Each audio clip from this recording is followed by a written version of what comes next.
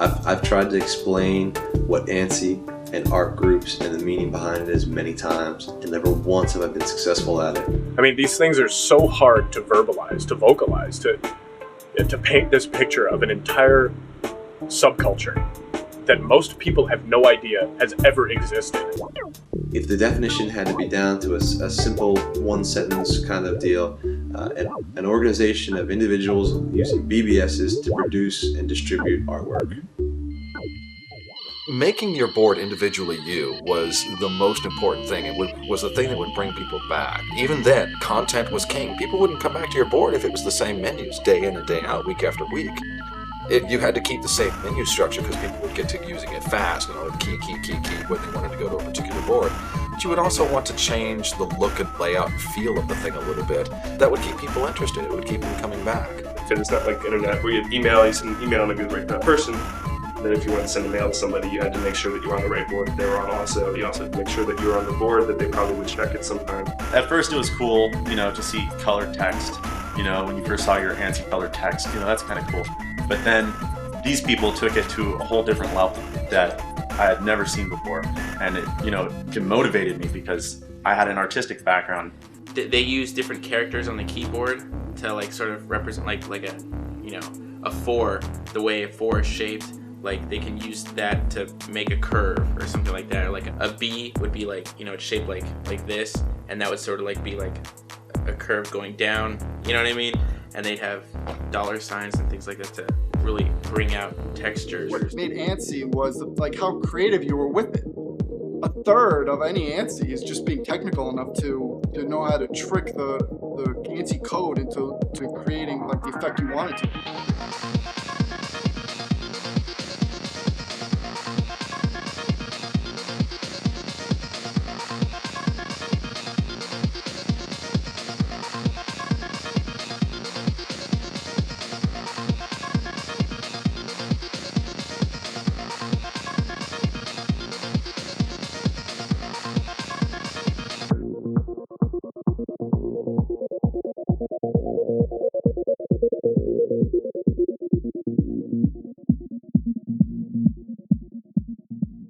There were tons of groups. I mean, Blade, CIA, Union was a huge one. Valiant, there's Legend. The Gothic. Vor was Vision of Reality. Rock was Rulers of Chaos. That was my group. There's just been numerous art groups, Legion, that you could just go on forever. Competition was amazing between groups. Without the rivalry, you would have never seen the same level of production or interest or anything. Competition creates activity. Activity creates, all of a sudden we have a scene.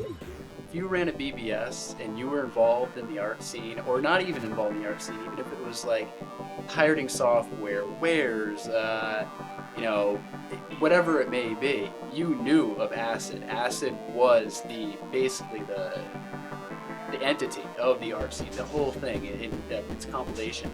ICE actually formed as sort of a response to ACID, not really just to get ACID, but it was sort of a second group. It really was good versus evil. It was ACID versus ICE. It was the single, evil tyrant versus the collection of people who were trying to do the right thing. While ACID was very good, I really think it was pretty much an even battle between the two. I've been believing that ACID was pretty much at the center, pretty much of an evil group. I mean, yeah, I like ICE. I like ICE the most. I mean, they're the most popular ones. ACID always won. ICE was always number 2, no matter what they ever did. ACID was always one step ahead of ICE. One of the clips that you played for me about ACID always being a step ahead of ICE, I believe that to be totally untrue. I just like to get that on tape. ACID has always basically been number 1. That's what it amounts to. It's never been questioned.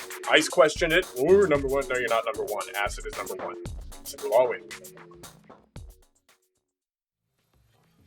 ICE rules, ACID sucks. To rip someone's artwork was a huge, huge problem. It can be as simple as just changing out the name and putting your name on it. And style ripping is almost like committing murder. Because basically what you've done is you've taken something that someone has created out of their own mind and taken it from them. It's like taking their child. How would one do that without being caught? You're always caught. That was the lowest form of art. Actually, taking somebody else's piece and manipulating it so it's yours, but it's really not. Chances are, if you're ripping off an acid ANSI, somebody's going to know, and we're going to find you pretty quickly, and we're going to find out everything about you pretty quickly. I actually experienced a time when one of my members stole a font from another group and put it in our pack with his name on it, and I sent that out to everyone, all our distribution sites, everyone to review and rate, and someone came to me saying, your member's stealing. I remember in the next month when I found out, formally apologizing to the group, saying, I'm sorry this happened, I was unaware of it, I would not do that, that's not what we're here to do, we're here to make incredible art and try to recruit people to have a good time, but to provide high quality art, and I apologized, and I remember writing apologizing and then telling him to fuck off out of the group as well.